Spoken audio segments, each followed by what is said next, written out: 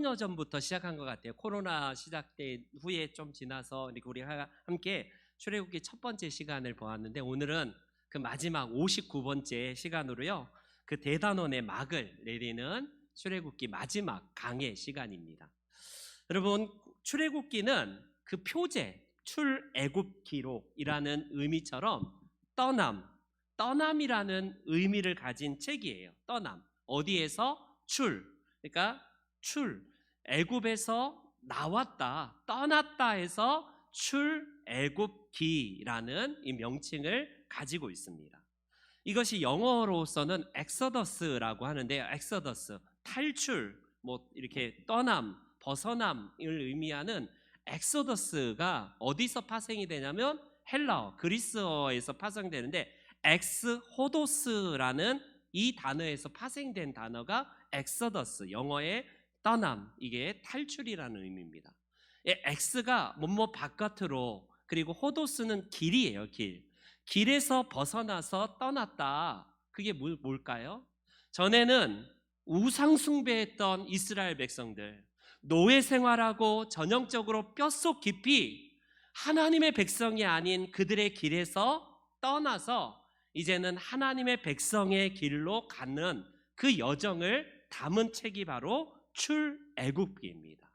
출애굽기는 40장으로 끝나지만 오늘 우리 대단원의 막을 이제 하면서 출애굽기로 끝나는 게 아니라 이제 입가나안기로 시작이 돼요. 가나안 땅에 너희들이 들어가서 어떻게 하나님의 백성으로 살아야 될지를 이 출애굽기를 통해서 하나님이 말씀하시는 책입니다.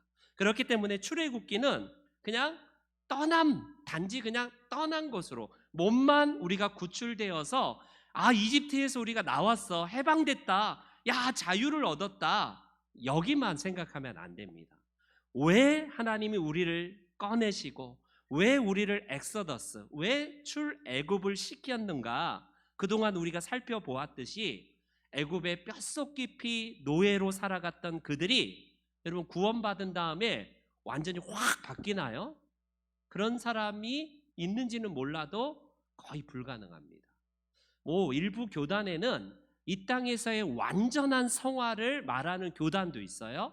그러나 우리 장로교회는 이 땅에서는 완전한 성화가 아니라 서서히 점진적인 성화를 하다가 하나님 앞에 설 때에 그때 완전한 성화인 영화의 단계로 들어간다 해서요, 이 땅의 완전한 성화를 이야기하지 않습니다. 그렇다고 하더라도 늘 우리는 어쩔 수 없이 죄를 질러서 나는 알면서도 짓고 모르면서도 짓고 맨날 이런 기도하잖아요. 하나님, 육신이 연약하여서 맨날 이런 변명만 하면 안 된다는 겁니다.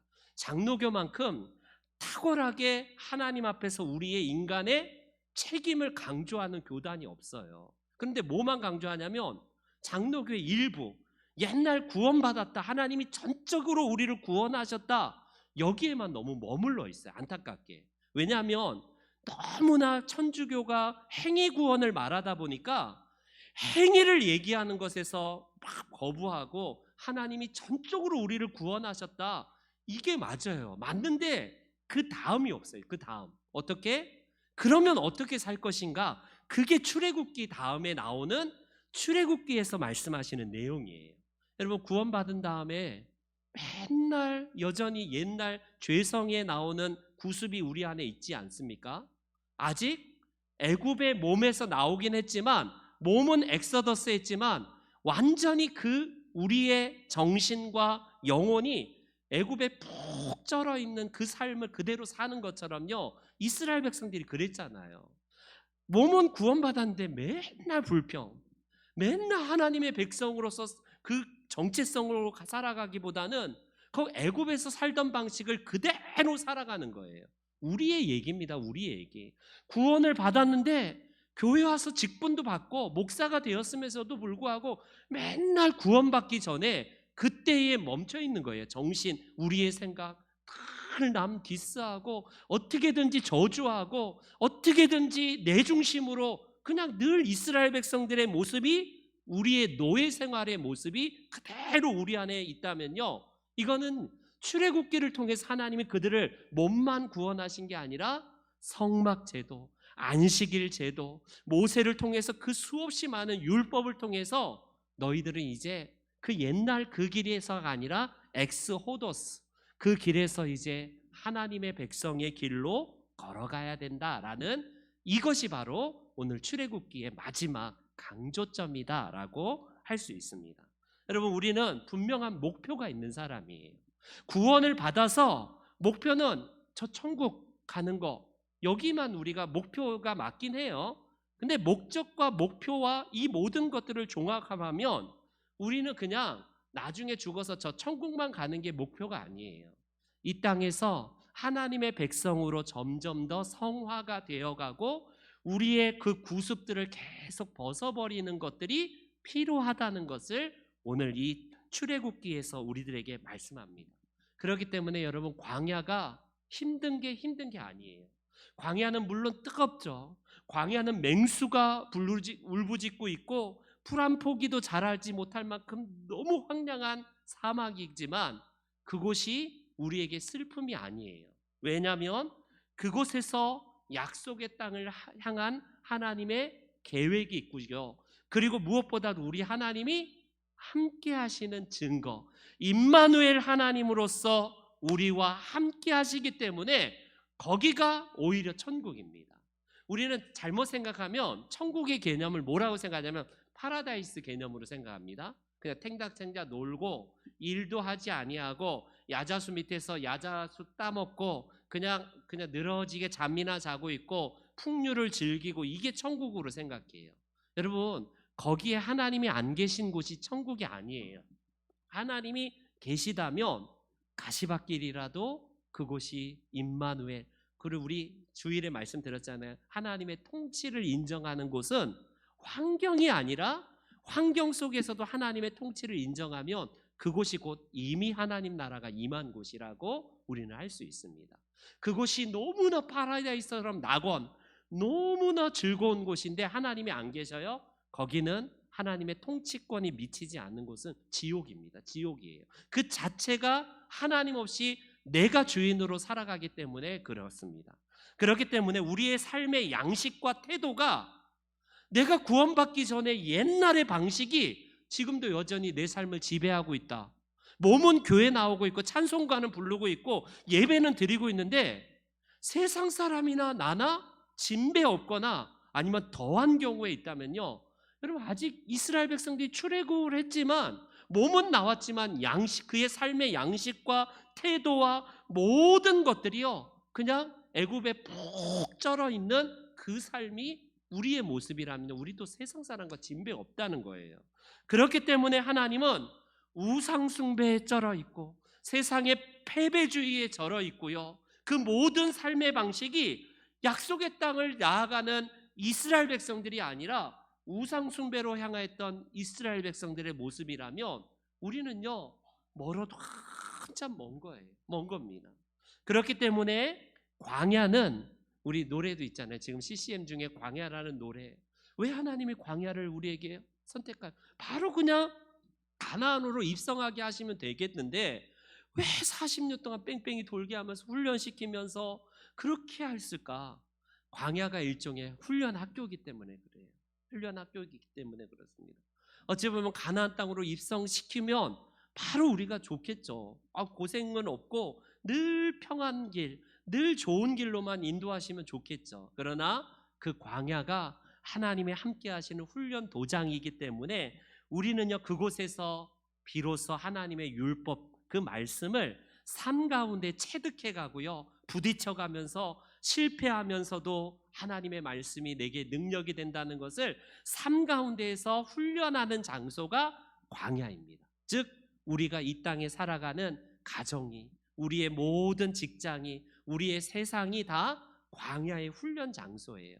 거기가 하나님이 안 계신 곳이 아니라 하나님이 함께 하시기 때문에 그 광야에서도 우리는 비록 힘든 게 왜 없겠어요. 힘들지만 우리는 그곳에서 노예적인 습성을 다 내어버리고 이제는 하나님의 백성으로 점점 우리의 모난 부분들은 깎아가고 점점 더 예수 그리스도의 형상으로 닮아가는 것이 우리 그리스도인의 삶입니다. 오늘 이런 이유로 하나님은 시내산에서 잠깐 그냥 뚝 던져놓고 모세야 이거 니네들을 향한 나의 말씀이다라고 그냥 1초도 안 돼서 던져주고 그냥 이거 니네가 알아서 해 이러면 되는데 시내산에서 머문 기간이 우리가 애굽에서 이제 탈출해서 시내산에서 무려 여기까지 근 1년을 머물러요. 1년을. 여러분 모세와 이스라엘 백성들이 그곳에서 1년 동안 머물면서 하나님의 약속의 말씀을 계속해서 듣게 되는 훈련을 하신다는 겁니다. 그게 오늘 40장 17절 말씀에 이런 말씀을 하세요. 17장 우리 다 같이 한번 읽을게요. 17절 시작. 둘째 해 첫째 달 곧 그 달 초하루에 성막을 세우니라. 하나님은 시내산에서 이제 1년여 정도 머물렀던 이들에게 하나님께서 이제 성막 제도를 가르쳐 주시는데 그 성막이 언제 완성이 되냐면 둘째 해, 그러니까 나온 해가 첫째 해고요. 둘째 해니까 이제 1년이 지난 거예요. 둘째 해 첫째 달 그 달 초하루에 성막을 세웠다라고 하니까요. 해가 바뀌고 연도가 바뀌어서요. 이스라엘 백성들이 꼭 1년 만에 새해가 되어서요. 성막을 완성합니다. 성막으로 우리가 지난번에도 살펴보았지만 성막은 하나님이 함께 하신다는 표징이에요. 이동식 텐트로서 내가 너희를 만나겠다라고 해서 이 굉장히 중요한 율법 중에 거의 대부분이 성막에 관한 제도를 모세를 통해서 하나님이 이스라엘 백성들에게 알려주신 바가 된 것이 성막 제도입니다. 그들이 약속의 땅으로 가려는 이유도 바로 그곳이 젖과 꿀이 흐른데 와 그곳이 먹고 살기 좋대. 그곳이 땅값도 좋고 늘 배불리 먹는 곳이어서 가기 좋대. 여러분 그 이유가 아니지 않습니까? 젖과 꿀이 흐르는 땅이라는 표현을 통해서 단순하게 그 땅이 먹고 살기 좋은 땅만을 의미하는 것이 아니라 하나님께서 그 땅 가운데 약속하신 그 풍요로움이 우리 하나님으로부터 나오기 때문에 그렇습니다.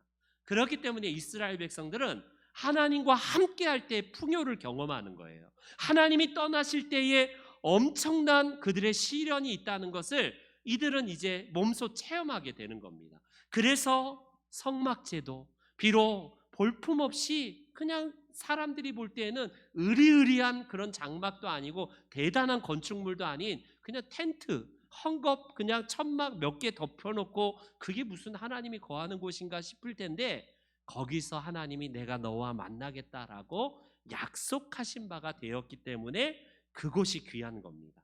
성막은 그래서 하나님의 집이에요. 하나님의 집. 하나님이 거하시는 집으로서요. 거룩하고 무한하신 하나님이 그 누추한 곳으로 인카네이션 바로 예수님께서 오신 것처럼 이 땅에 오신 것처럼 하나님이신 그분이 가장 누추한 곳인 인간의 처소 가운데 거하셔서 내가 너희와 함께 있겠다. 임마누엘로서 너희를 만나겠다라고 말씀하신 곳이 성막입니다. 오늘 34절을 다시 한번 볼게요. 34절 시작부터 우리가 읽었는데 다 같이 한번 읽습니다. 시작.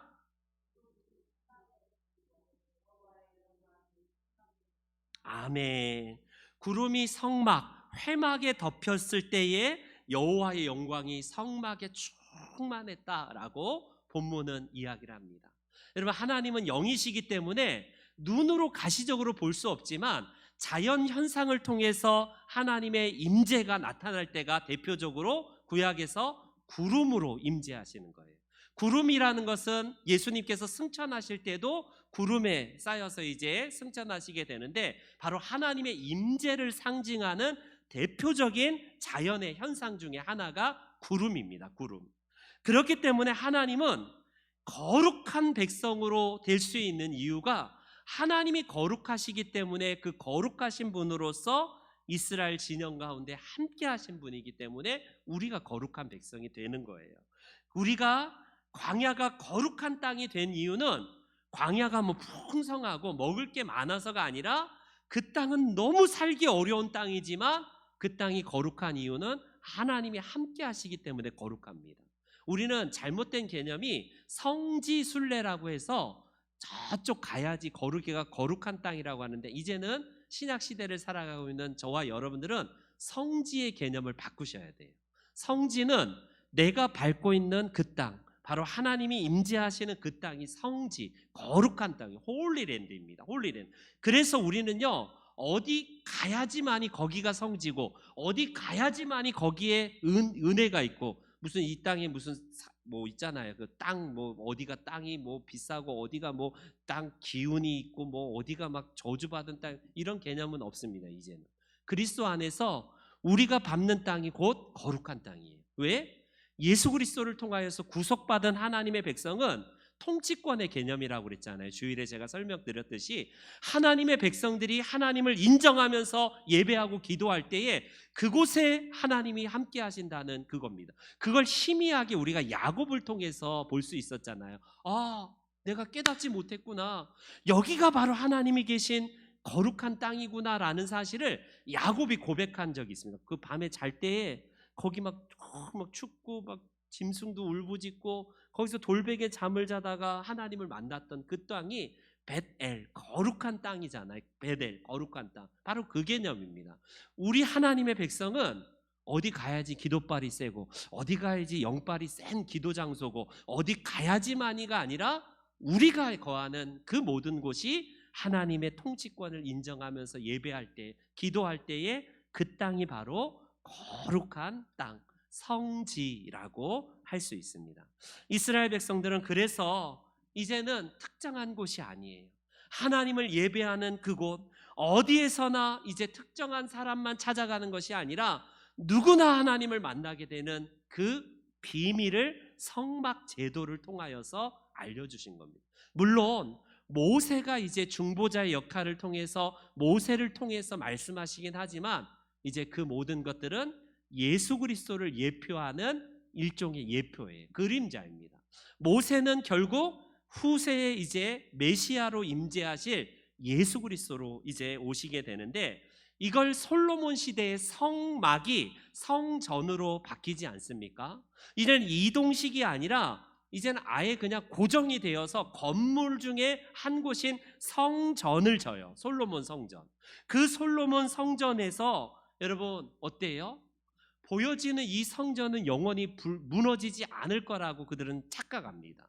그들은 이 성전에서 기도할 때 내가 너희를 만나고 너희와 함께 하겠다라고 약속을 하신 것을 어떻게 변질시키냐면 마치 부족 효과로 바꿔버립니다.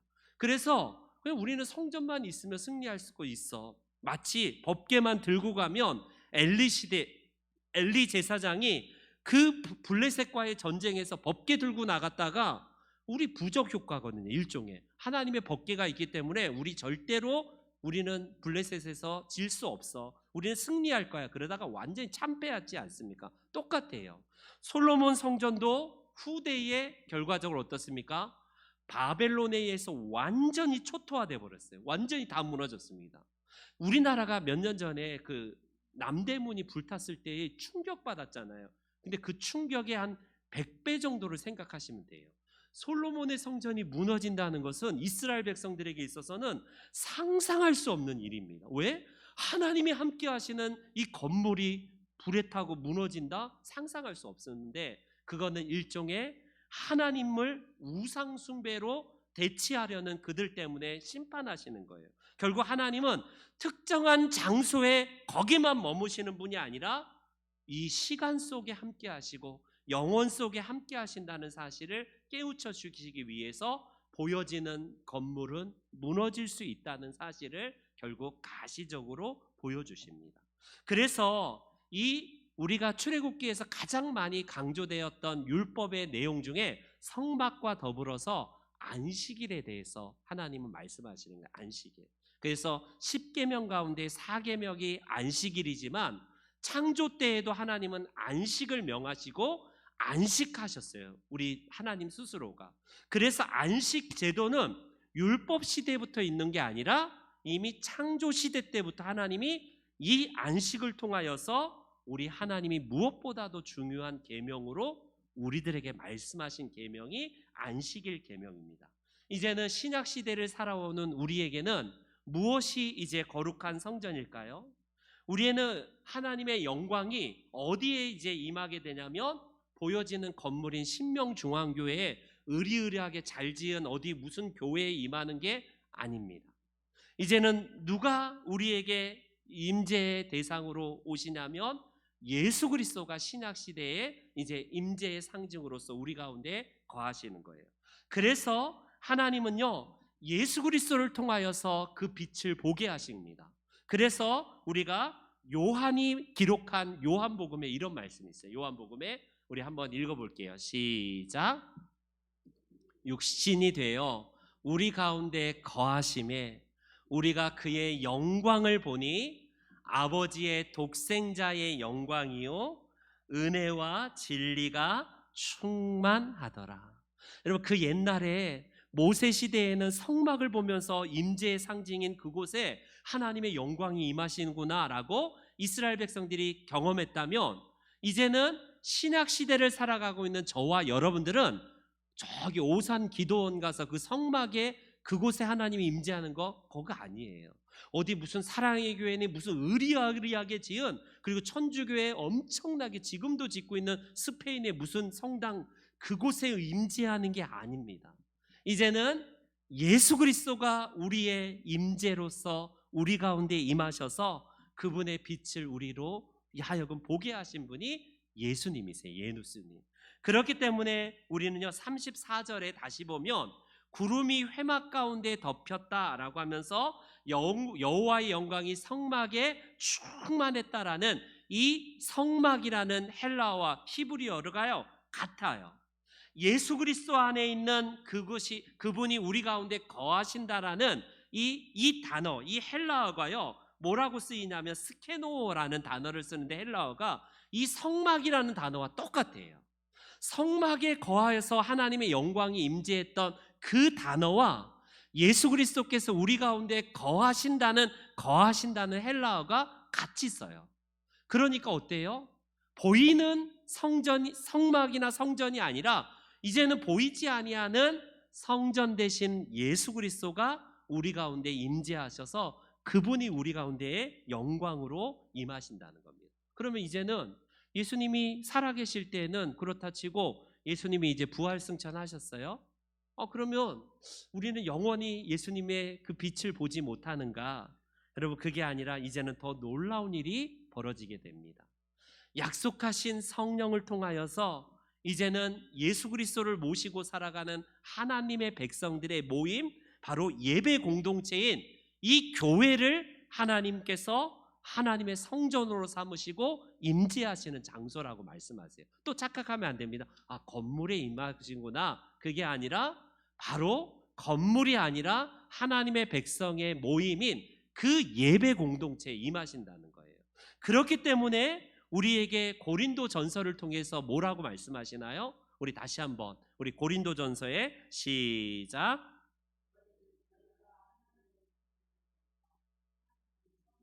너희 안에 거하시는 것을 알지 못하느냐. 고린도 교회에게 이런 말씀하세요. 그리고 에베소 교회에는 이런 말씀하세요. 또 한번 시작. 건물마다 서로 연결하여 주 안에서 성전이 되어가고 너희도 성령 안에서 하나님이 거하실 처소가 되기 위하여 그리스도 예수 안에서 함께 지어져 가느니라. 여러분, 신약 시대인 오늘날의 시대에 예수 그리스도의 영광으로 끝난 게 아니라 그분이 부활 승천하신 다음에는 성령으로 말미암아 우리 공동체가, 하나님의 백성인 우리가요 성전이 되어서 하나님이 영광 받으시는, 임재하시는 우리의 모임이 바로 곧 우리의 예배가 바로 거룩한 교회이자 하나님의 성전이래요. 그렇기 때문에 여러분, 고린도 교회나 에베소 교회를 향해서 말씀하신 이 내용은 오늘날 저와 여러분들에게 똑같이 하나님이 임재하셔서 말씀하시는 내용입니다. 여러분, 놀랍게도 고린도 교회는 한 10,000명 정도 모였을까? 에베소 교회는 한 10만 명 정도 모였고 예배 장소도 으리으리했으니까 거기서 함께 지어져가는 하나님의 성령의 공동체, 바로 하나님의 이 처소가 되었겠지.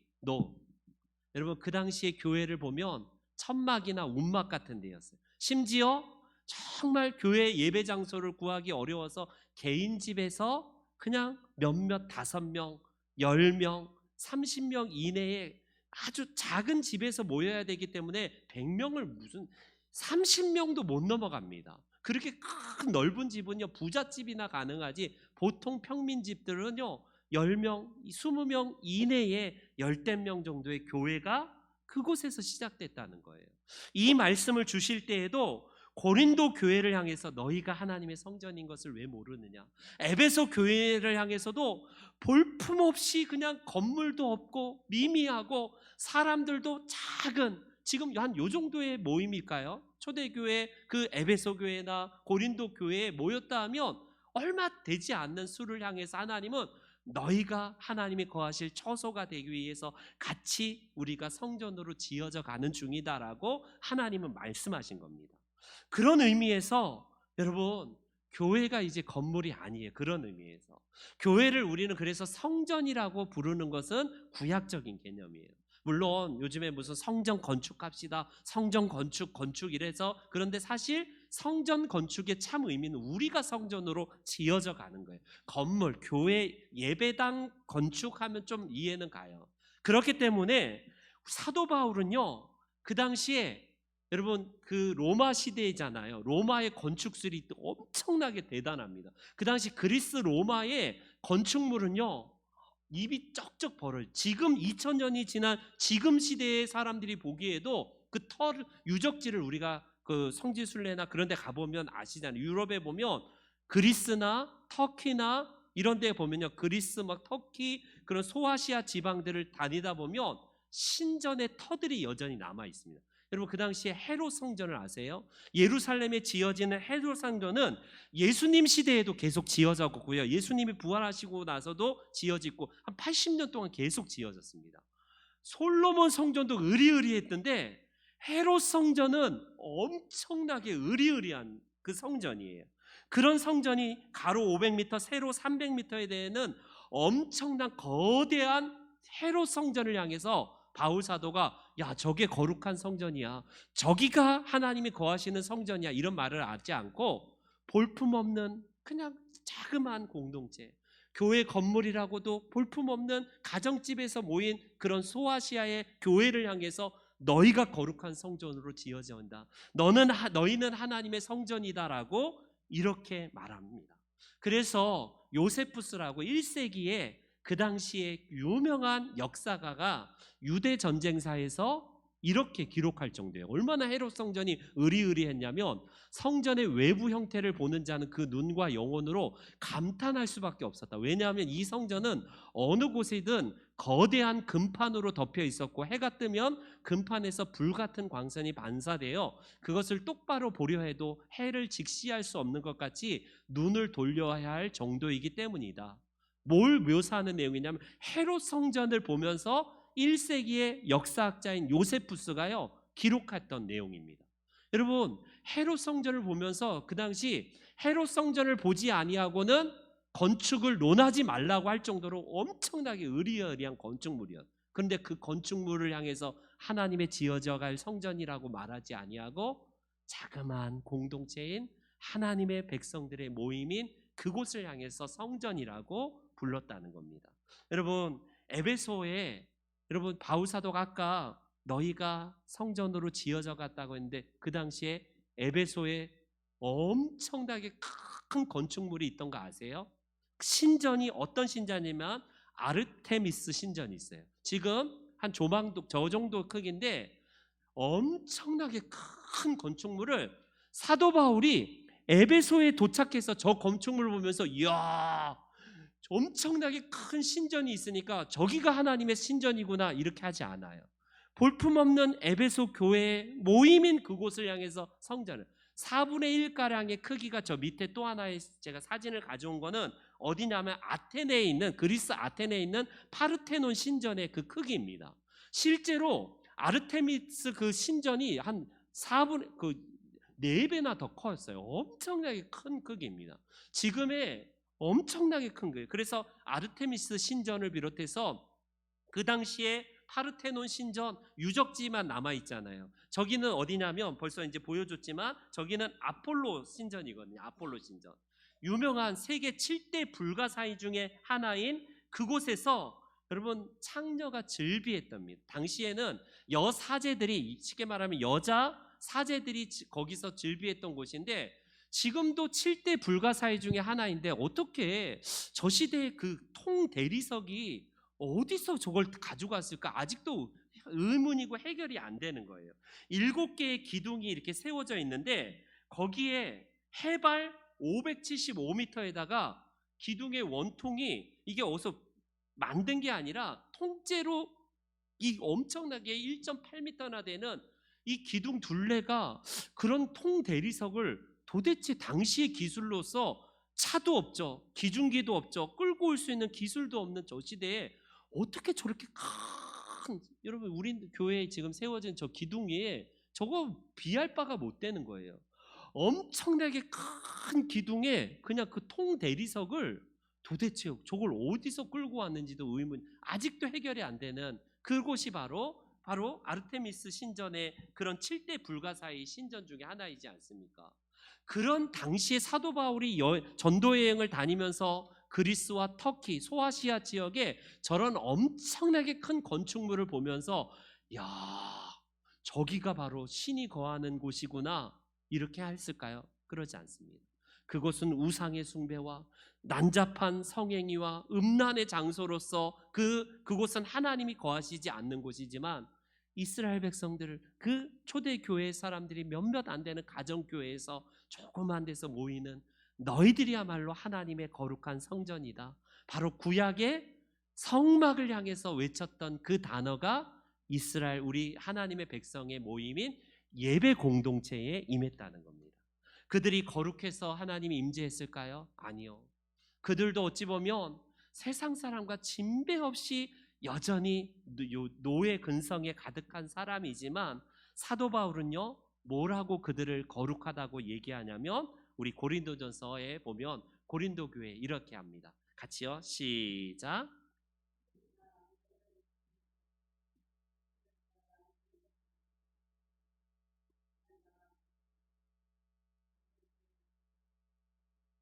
여러분, 교회가 세워질 때에 사실 그 당시에 학식 있고 막 이런 사람들이 많을 것처럼 보였는데, 그 사람들은요 교회로 잘 안 들어와요. 그 당시에 노예나 여자들, 사회적인 천대를 받았던 사람들이 교회에서 결국, 그리고 고린도 교회가 어떤 교회입니까? 사도 바울이 얼마나 아이처럼 이게 문제 많은 교회였지 않습니까? 늘 파벌 싸움하고요, 늘 빈부의 갈등이 있고 음란의 사건과 여러 계층 간의 갈등이 있고, 심지어 사도 바울을 향하여서 디스하면서 사도 바울의 사도권을 의심했던 교회, 그런 교회를 향해서 하나님은 성전이라고 해요. 너희가 거룩한 성전이다. 왜? 그들 자체가 아니라 하나님이 임재하시기 때문에 그래요.